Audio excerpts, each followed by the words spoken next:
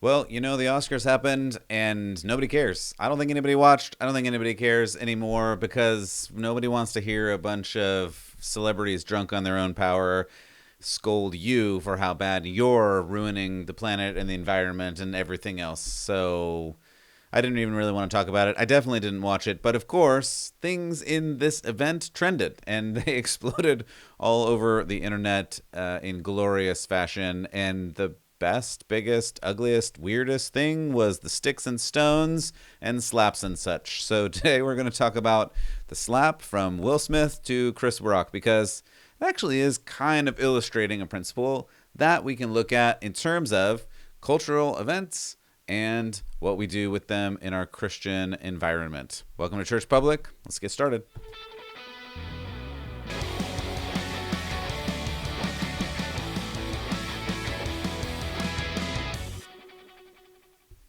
Man, I just don't like Hollywood. I'm going to be honest. It just is not my favorite thing. But today we're going to talk about it for a second. And we're just going to talk about it because apparently it's a big deal. And apparently a lot of people are asking, like, was it real? Was the slap real? We're going to look at it. I don't care if it's real or not. It really doesn't make a difference. But there are some things behind this and in and through this event that I think are interesting. And they're interesting in the fact that we want to look at what happens in current events. And this is a small current event in the scheme of things. You've got Ukraine and the border crisis and inflation and all these other financial issues, which are all bad.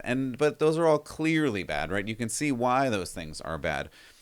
This one, I don't know, maybe, and I was talking to a couple of people about it this morning, and they didn't understand some of the background behind it and some of the other like weird morality stuff that's going on. And I almost reported this story several months ago, but didn't because generally I just don't get into people's lives, and I don't care that much again about celebrities. But this is interesting, and it is interesting because when people choose a certain lifestyle and they live out that lifestyle, and then that lifestyle has weird consequences, people are so confused. Why are they confused when the lifestyle ends up in the road that they go down? And that just has always made me a little bit crazy because it's like, well, if you want to choose a road and you go down that road and you end up at the end of that road, I don't know why you're surprised you're there, but here we go. So we're talking about this slap, and just for context, again, if you didn't watch the Oscars, congratulations, you win the award, because I had to watch a little bit of it to figure out what was going on in this story, and I regret every moment of it. And anyway. I'm gonna do this. I'm gonna do this for you, so you don't have to. So you're welcome in advance. Anyway, so. You may have seen the clip. We're going to play the clip in a second, and I've chosen the version that doesn't include words that I would prefer not to say or hear. So I will explain what happens through some of the silent parts, because in the American version, the words that were said were blurred out. So you won't have to deal with that. So I just wanted to throw that out there in the beginning. So if you didn't know, and again, don't care, Jada Pinkett Smith, who is married ostensibly to Will Smith, has alopecia, which is a thing that makes your hair fall out. Sad, tragic, it happens sometimes to people, and it is what it is. So she decided, as her hair's falling out, shave her head. Power to her. Like I don't care. Like it's great. I'm glad she's living up to whatever she wants. It's not like when some other celebrities, which has happened, and I won't name names on that, have intentionally shaved their heads for other, like, more weird cultural reasons. This is a reason. There's a medical reason. She had to shave her head. Okay, fine. Whatever. So Chris Rock comes on stage, notices her, says something to the effect of, and we'll hear it in a moment. G.I. Jane 2 is coming out, and Jada, you're going to do a good job in it because, right, that was a joke about her bald head. Whether he knew about her condition or not, I don't know. It doesn't matter. And then Will Smith proceeds to come on stage, and, well, here's what happened in that. Can't wait to see it, all right?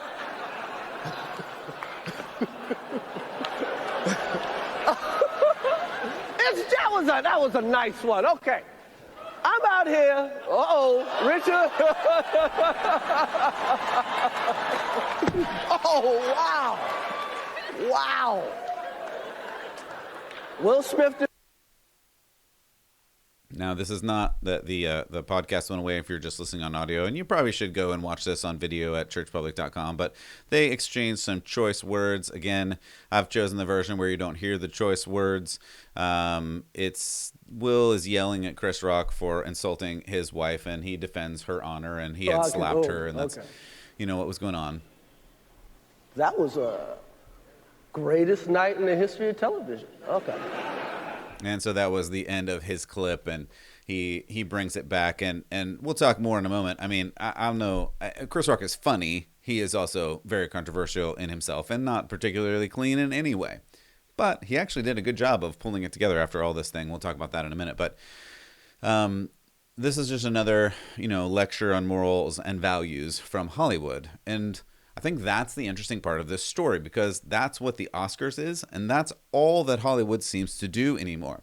There was a time, and probably decades and decades ago now, where Hollywood was interested in making entertainment, and they were out there to make you laugh or cry or whatever. They were making entertainment. Now, though, all that they do is tell you that you're a terrible person because you don't get along with their values. And I didn't even clip it, but one of the intro bits from the 3 female hosts was saying gay, because we talked about that on the show previously. You can go back to churchpublic.com and get that one, that everyone hates Florida, and they hate Florida because you can't say gay, which once again is not in the bill, doesn't exist in the Florida bill about parental rights and taking care of children. It's to protect children from K through 3 and on up, with not allowing teachers to essentially groom children in sexual and gender ideology. But, of course, Hollywood had to get their snipe in and say gay. Like, literally, that's just what they do. Again, I didn't clip it because I don't want to subject you to that, because it was literally weird and gross. And anyway, whatever. It is what it is. So then this event happens, and it's a weird thing. And so you've probably seen this clip floating all over the place. And again, if you didn't see it and you're just listening on audio, I do appreciate it. And if you want to go and listen, or if you want to go and watch on video, feel free to go and check that out. Because we're going to talk about it. And here's what we talk about. So the thing that I was going to report on a few months ago, because Jada Pinkett Smith does this red table dialogue thing where they supposedly get on this, it's just a red table, and they sit in front of it and they talk about the things, right? They talk about the important things that matter. So a few months ago, Jada and Will brought themselves to this red table and talked about their real marriage issues. And it was really super weird, and it was super awful. And I admit, I watched part of it. And the reason I watched part of it is I'm interested in how the culture views marriage.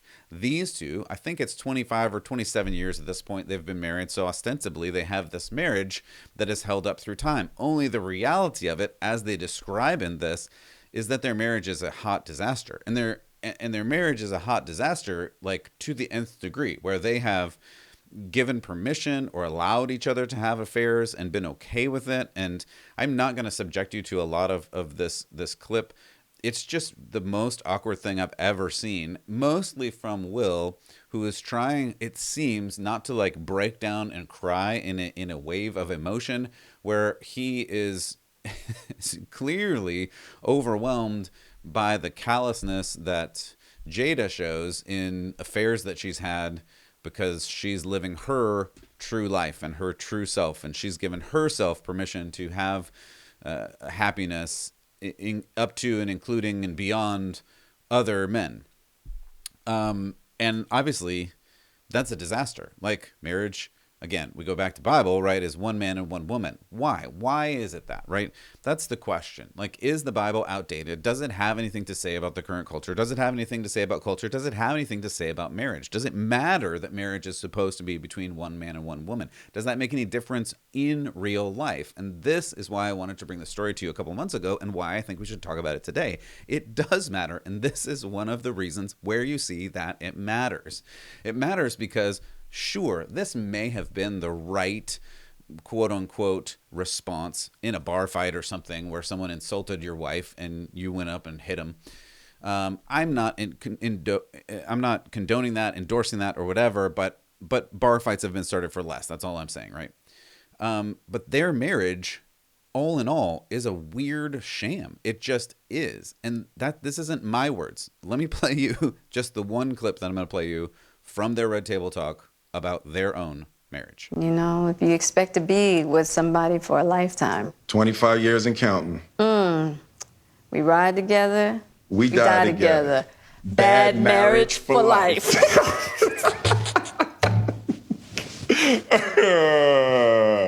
That's terrible. It's the truth. It's the truth. But yeah, it's just part of the journey. I literally, I've watched that more than once now, and every single time I just watch it and go like, that was weird and awkward and terrible. And I mean, it's a joke, kinda. And if you've seen Will Smith's movie Bad Boys, right? Bad Boys for Life. It's this whole thing on their joke.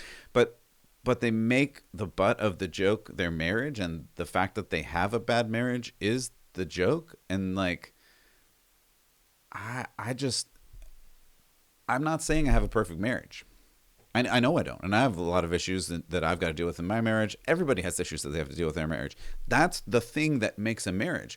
But do you throw your marriage out the window and say, we're going to stay together, but we just have a bad marriage, and we're going to let our partner go and find their happiness in other people and whatever, in this whole weird open marriage? Is that the direction that we're supposed to go? And this is the marriage advice that we're getting from Hollywood. And then we see, no, I'm going to defend your honor in front of the entire universe. And this is the real me. So I'm going to defend your honor by slapping this person who has just insulted you with a joke about your hair, which, I mean, is kind of funny. I mean, it's terrible, but also like, you get into Hollywood knowing that you're going to be a celebrity, and people are going to see you, and they're going to say good things about you, and they're going to say bad things about you. I mean, and these two people have been in Hollywood for decades. I mean, you know, you get in one little fight and your mom got scared, and I got in one little fight and my mom got scared and said, you're moving with your auntie and uncle in Bel Air. I'm sorry, I couldn't help myself. Anyway, so, you know, they've been in Hollywood for a long, long time, and now one little joke. And I mean, just to put it into context, and I'm not going to play this one for you. You can go and look it up if you want. But Ricky Gervais gives a very scathing roast of some celebrities in actually a couple of his talks. That's what these are. If you have ever watched the Oscars, and again, I don't necessarily recommend it, you know that the host's job, the comedian's job, is to roast the audience. That's like legitimately what their job is and has been for the whole history of the Oscars. And you get one joke, and then all of a sudden that joke is too far, and we've gone there. So there's a couple of different points, you know, that I want to pull to here as well, that I just think are interesting, right? This is just where the morality of the culture, and this is the point that I want to make, right? It seems like they're telling us what we're allowed to do in terms of our morality and what we're supposed to do in terms of morality, and that's where I just they're so out to lunch and so out of touch and so interested in their own thing, and have bought their own, you know. They've decided that what they're selling is so good, they've bought it themselves and just believe all the lies that they're throwing. And of course we know that, but I think the larger cultural implication is just interesting here. And one more point, and if you didn't watch this, I just want to point one thing out here that you may have seen or you may not have seen. So this is a screen grab of when Chris Rock tells the joke. This is Will Smith when he tells the joke. And if you're just listening, I'll describe that he is laughing. I mean, a lot. And Will Smith laughs. And he's got a great laugh, right? It's funny. And then immediately after, when he looks at her, Jada, and she's like, no, that was not funny. Hey, now I'm mad.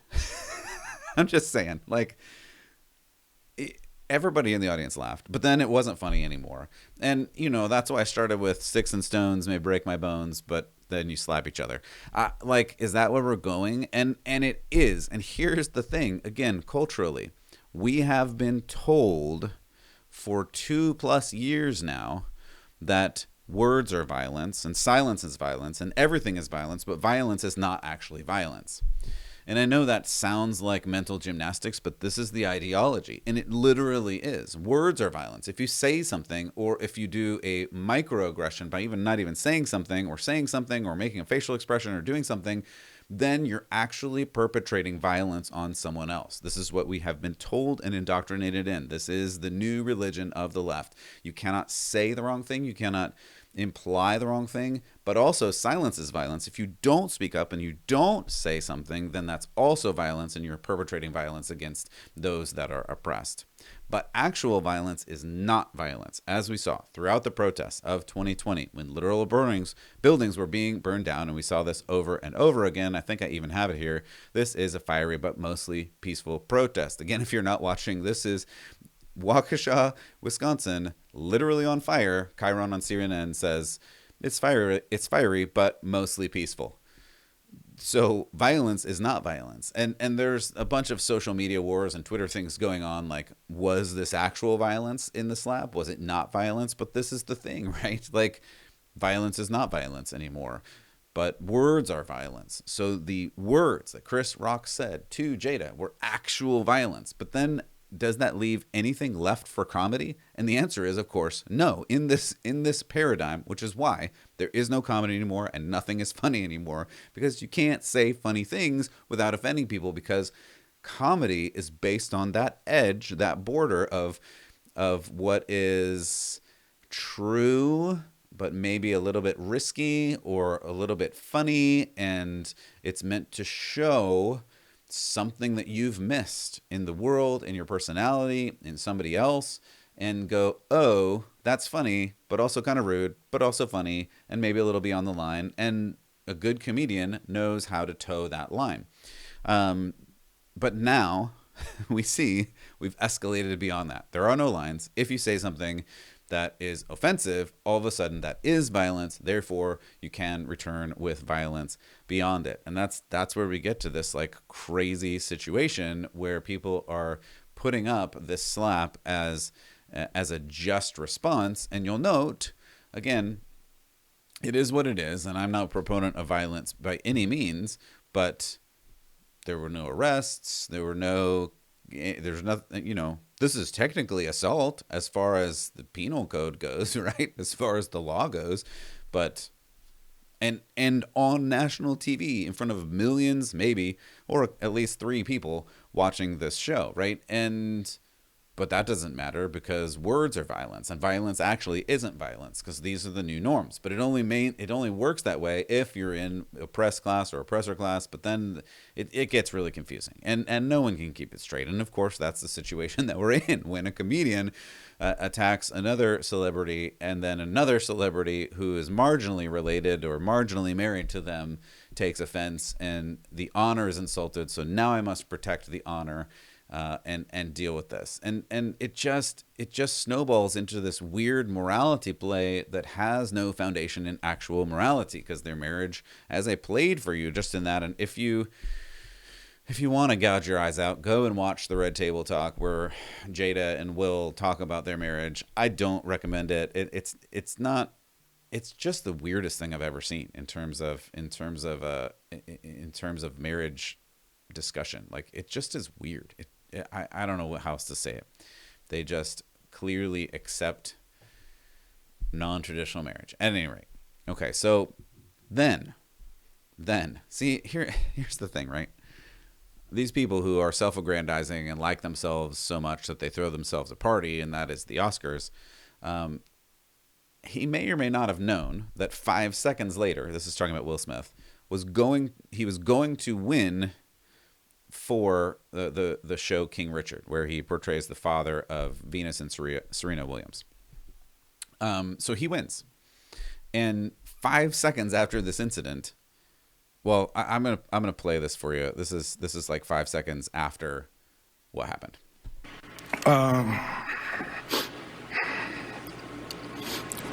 I want to apologize to the Academy. I want to apologize to all my fellow nominees.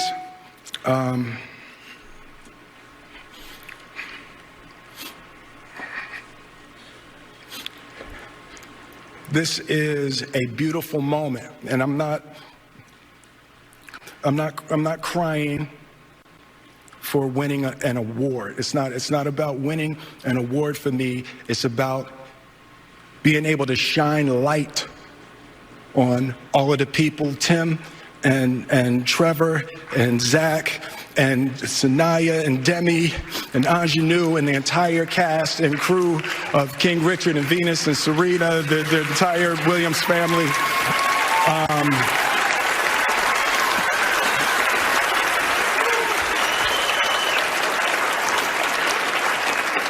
Art imitates life. I look like the crazy father, just like they said. I look like crazy father, just like they said about Richard Williams. But love will make you do crazy things. Love will make you do crazy things. And that's true. But this is the weird situation, and why I put it in the context of their really strange marriage, where they've both decided that you can go off and have sexual relations with whomever you want outside of your marriage, and that's still okay, and we still love each other in our marriage, which really doesn't make any sense, and why it makes a difference that God says we're supposed to have a marriage between one man and one woman, because the emotionality becomes really weird and complicated when you try to do other things. And that includes within a marriage, and it includes pre-marriage. And we've talked about that at other times.